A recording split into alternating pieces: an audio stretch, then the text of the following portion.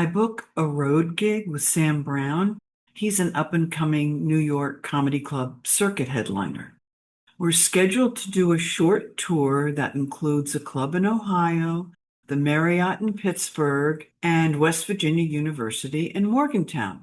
According to the unwritten laws of stand-up, the opener or middle, me, is supposed to drive the headliner. I don't have a car. I have a driver's license, but I haven't driven in a long time. Sam has a car and drives. I navigate. I'm making $100 a night plus all expenses and top-notch hotel accommodations. Traveling through West Virginia, Sam and I spot gigantic white crosses looming above us on the hillside. Sam's concerned. Holy shit! Look! Look! This doesn't bode well for a Jew like me. Sam, don't worry. I'm from the South. I speak Southern. I'll protect you. I'm not kidding, Jill. I'm a Jew. At the hotel, I inquire with the check-in guy. Hey, I'm curious about the crosses on the side of the highway. It's not KKK, right? No, ma'am. No, no, no, no. They're not from the Ku Klux Klan, if that's what you're asking. Those crosses commemorate the loss of a loved one killed on the highway. Thanks so much. See, Sam, we're fine. You're fine. I'm relieved. I don't I don't think Sam believed him. Every seat in the comedy club is filled. Now, the lineup is supposed to be a local MC or opener who will do 5 to 7 minutes to warm up the crowd. This way, the booker doesn't have to pay for an MC and it gives a new comic some stage time. Next is me, the middle act, and I'm doing 20 minutes. Sam's the headliner. He'll do 30 to 50, depending on how his set goes and how the crowd is responding. The opening act says, "Good evening, ladies and gentlemen. We've got a hilarious show for you tonight. Are you ready?" The crowd calls back in unison, "Yes." "All right. Let's welcome to the stage a very funny lady, Jill Dalton." So much for the warm-up act. I'm glad I had experience emceeing and getting a crowd's attention. Oh, all the tables in the club are round cafe tables with tablecloths to the floor. So I open with, "I'm from the South. Southerners are weird, but you guys, I don't know. I swear you have farm animals hidden under your tables. Am I right?" My joke breaks the ice, gets a huge laugh. I'm home free. After the show, I'm approached by a sobbing woman. She appears to be in her early 30s. She grabs my arms and holds me. "Thank you. Thank you so much for coming here. I love you. Ah, I haven't been out of the house since I was 15. I'm so happy to meet you." I'm moved and stunned by her confession. I'm unsure how to respond. My heart aches for her. Thoughts are racing through my mind. Is she being held against her will, locked in a basement? Did she escape? What is the universal signal for help? I mean, it doesn't look like she's with anyone. Should I call the cops? I notice an adorable guy with surfer blonde hair is hanging back. He's leaning against a wall, observing me as I interact with various audience members who want to chat. After the crowd disperses, he approaches me. "Hey, want to get a drink?" We sit down. He's cute, chatty. I'm crazy about New York City. I'd love to live there or visit there again. Is he hinting he wants to return to the city with Sam and me? I'm entertaining the preposterous idea. I'm on the road. What happens in Ohio stays in Ohio. I have this fantasy playing in my head. Should I toss common sense to the wind, take him back to my room, or New York City? His radiant smile transfixed me until, so I do meth sometimes. Meth? Like meth? Yeah. I stayed up for 3 days, cleaned my entire house. So amazing. All my fantasies about this sexy guy come to a screeching halt. I finish my cranberry and seltzer. Um, I really enjoyed our conversation, but I have to go because Sam and I need to be on the road early tomorrow. We have another gig. The following morning, Sam inquires about my would-be suitor. So, how'd the hot date go?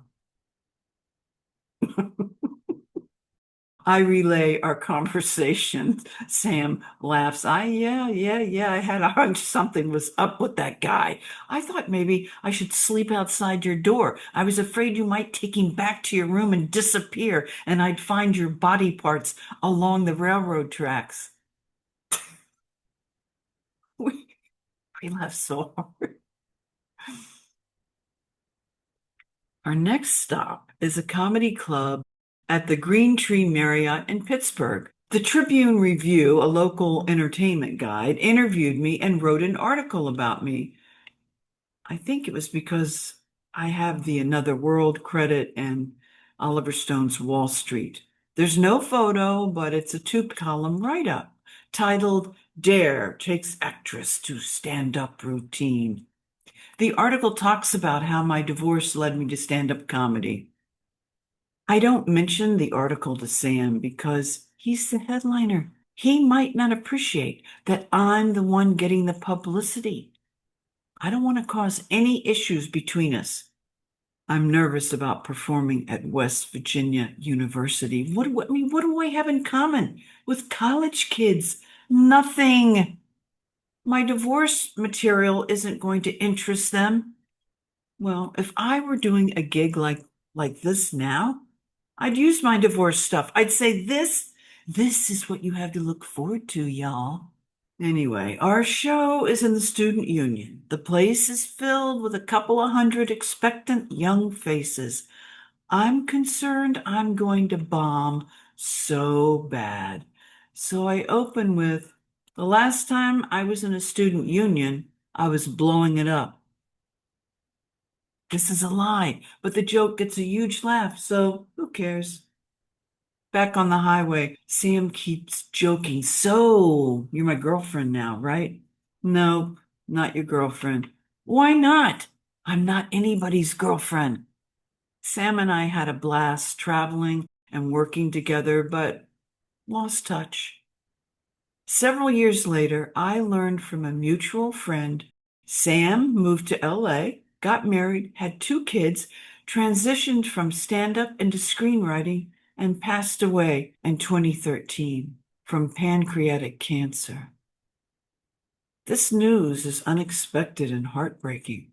Sam was an unforgettable character who died way too young.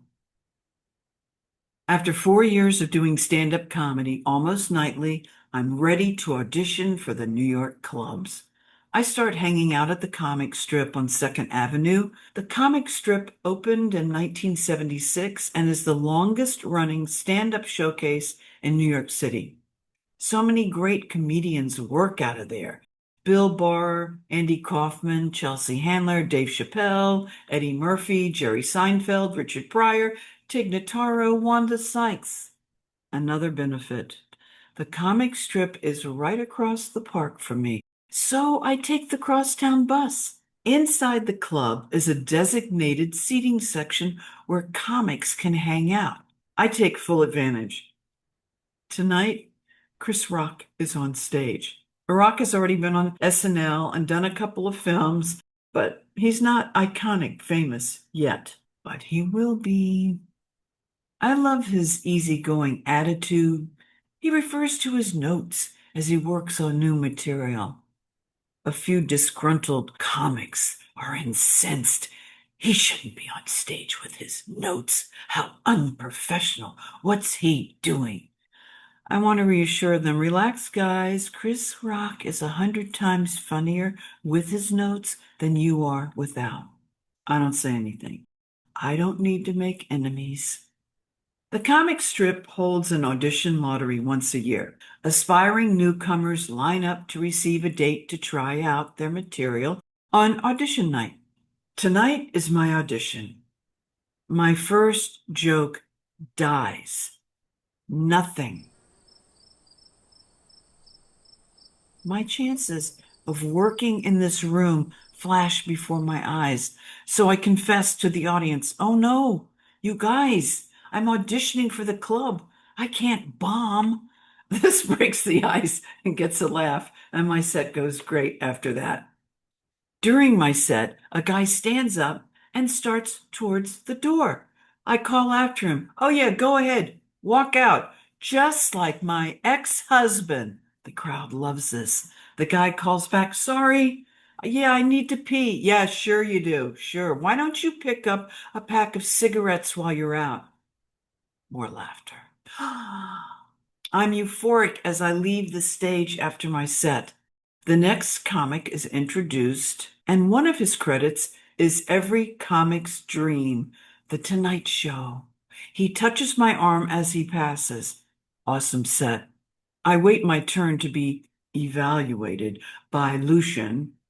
I think he's the club owner, or he might just be the manager. I don't know, whatever. But I have to wait around to find out if I passed. This means I'll be given the privilege of working late nights after the regular show is finished.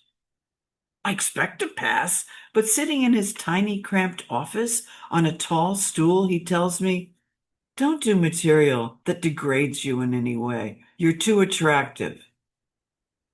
Okay. That was the extent of my critique. He didn't tell me if I passed or didn't pass, and I didn't ask. Don't ask me why. That was stupid, but I continued to hang out at the strip for a little while, but the thrill of passing and working the club is gone. Next, I auditioned for the New York Comedy Club on 24th Street. Now, this place is a dump, but I do the occasional set here. Always goes well. My audition goes well. The booker wants to pass me, but the owner's, no, she's too intelligent. Her material is too smart for this room.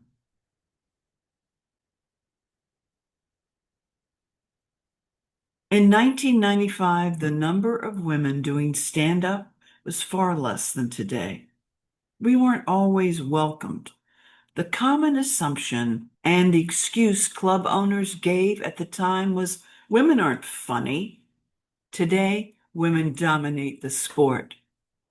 Tig Notaro, Sarah Silverman, Wanda Sykes, Margaret Cho, Ali Wong, Amy Schumer, Michelle Wolf, Tiffany Haddish, Nikki Glasser, Kate McKinnon, Chelsea Handler, Atsuko Akasukia, I don't know how to pronounce her name, Lisa Schlesinger, Monique, Leanne Morgan.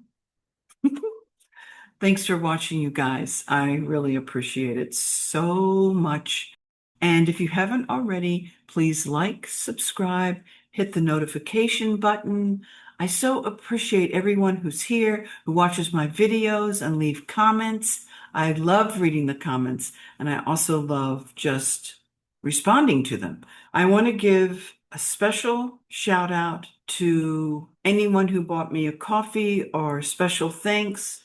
John McD, Kevin K, Julie B, Jennifer C, Leslie H, Randy Land, thank you, thank you, thank you so much. It means the world to me. All right, questions for you guys. I have a couple. You can answer one, none, both, whatever.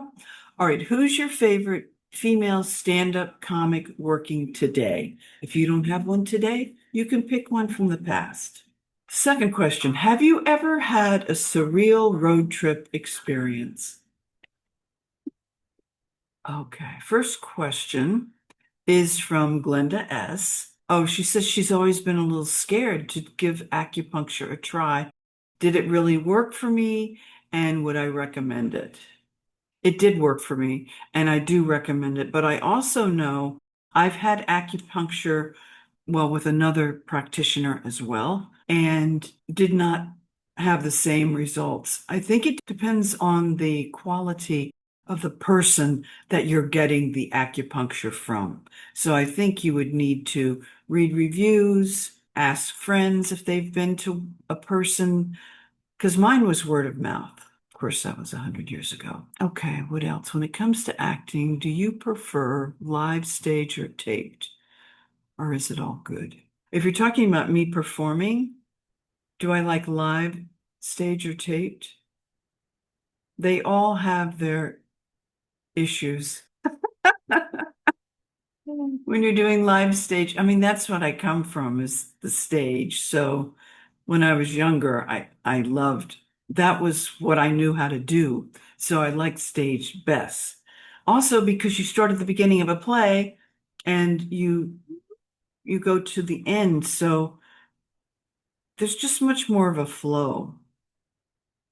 When you do film or TV, sometimes you have to do, a bazillion takes. It depends. I'm going to do a video about one of my Law and Order gigs because they did so many takes. It was really difficult for me. And I was supposed to be a grieving mother, crying. The thing is, when you're doing a film or a TV show, you're going to make a lot more money than if you're doing a play. So that's always good. Oh, a few people have asked me this, if I was going to get another cat and that that I could always foster and do that. Time Runner asked, but I've had other people ask too, and that I could get a shelter cat or an older cat. Yeah, here's the deal. My little kitty, Magpie, she had a lot of health issues. And so I would say for the last 3 years of her life, I was just taking care of her because she needed so much care. She had eye issues. She had to go to an eye specialist. She had to have eye drops, depended 2, 3 times a day. She had kidney disease, so I had to give her special food and supplements. And she had, oh, then near the end of her life, like 6 months before she passed, she had, I forget what it's called now, but it was cancer in her mouth, a tumor, which cats get this. I had never heard of it, but I guess it's common in cats. So I really just took care of her because I did not trust anyone else with her care. Look, she had 3 vets by the time. She had the eye specialist, she had a tooth cancer specialist, and then she had a regular vet. And I just didn't trust anyone else to take care of her. So for 3 years, I have not gone anywhere. I've not visited my family. I have not visited friends. So I need some downtime where I can just go do things. And even if I would leave my house, I would say, "Oh, I got to be back in such and such a time because I've got to feed her. She needs her drops. She needs this." So my world revolved around her. And believe me, I was fine with that. I adored her and I wanted to take care of her. Well, actually, all of the vets talked about they couldn't believe how well I managed her kidney disease. So if anyone has a cat with kidney disease, asked me because I gave her a supplement and it really helped her tremendously. Okay, that was a long answer, but thank you for asking, you guys. Here's one. This is from Kathy G. She wants to hear about how I found my pre-war apartment and why was my husband's name on the lease, not mine. That's a good question. I wondered the same thing when I found that out. And would I do a video about it? Yeah, I'm going to do a video about my apartment for sure because another crazy story. This apartment building has been through so many changes from when I moved here. I mean, now it's all hoity-toity, fancy, schmancy because the slumlord that I had, I mean, anyway, I'll do a whole thing. All right, what else? Ripley 841 wanted to know if I had spoken to my Latin lover in the last 5 to 10 years. No, I haven't. And do I know what happened to him or where he is now? I assume he's still in the Dominican Republic. I went on his Facebook page, but he has not been on that page for like a really long time, like 15 years. So who knows? I hope he's doing well, though. I really do. All right, a question from Wayne. Wayne wants to know, was that the ring that John gave me? Yes, it was. Oh, have I considered teaching acting? Do you think acting can be taught? I've never taught acting, like an acting class per se, but I have coached actors who have booked parts and done very well. There are so many acting teachers in New York City. I mean, because there's so many actors here, and when you get older and you're not working, you teach acting, or as Tennessee Williams says, you either teach or you paint. So, but I enjoyed when I was coaching, when I do coaching, one-on-one coaching, I do enjoy it. And I've had very good success. One of them, well, the first time I ever did that was ages and ages ago. And it was a guy, I don't even know how I met him, but he asked me to help him with this audition that he had for a soap opera. That's how long ago it was. He was very handsome, tall, nice build, blonde hair, blue eyes, could not act his way out of a paper bag. But perfect soap type. I think I gave him line readings and said, just say it like this. Okay, now do this. He booked that part because he looked like a soap guy. Okay, yes, we know how okay, can acting be taught? I don't know if acting can be taught. I almost feel like you have to have some kind of natural affinity for it, and it can be honed and expanded and improved. But I think that it has to be inside you somewhere. But yes, you can definitely get better because if nothing else, look, I still go to a workshop every Monday afternoon with actors and directors and writers because it's like going to the gym. You use it or you lose it. So yeah, like that. I think that's all the questions. I mean, there's one here that Wayne had about my dad. That was from a few weeks ago. Let's see. Oh, he wanted to know. Very funny, Wayne. He wanted to know when my dad came back from Vietnam and he had all these issues with being violent and everything. Did anyone suggest he see a psychiatrist? I'm sorry. I'm sorry. Hello. No. This is what year is this? This is maybe 70 or 71. No. In the military, you're not allowed to admit, maybe it's different now, not allowed to admit that you don't have your shit together and that you don't know you're the strong one. So no, but also back then in the South, if you went to see a psychiatrist, then that means that you're insane. Nobody did therapy. I never heard about therapy until I moved to New York City, and everybody I knew was in therapy, and I was like, really? Like that's a thing? Yeah, that is a thing. And I mean, when my dad came back, he had PTSD. All of these vets have PTSD after they go to the military, into the military. If you're in a war zone, even if you're not actually in combat, because you're in that, you could get hit anywhere you are. Doesn't matter. I hope it's different now. I mean, I think it is because we talk about PTSD, but it's really hard. It's really hard on those guys and women when they come back because they're not given the support that they need. Everyone's always trying to give less money to, the Veterans Administration, and it's just really unfair. My heart goes out to all of them. Well, that was a bummer. I didn't mean for that to, I hope it wasn't a bummer. Okay. So thanks for watching, you guys. And next week, what am I doing next week? I think I'm doing something about, oh, might be my Caroline's audition. I got this really great opportunity. Yeah, it might be that. Stand up again. I hope that's okay. All right, you guys.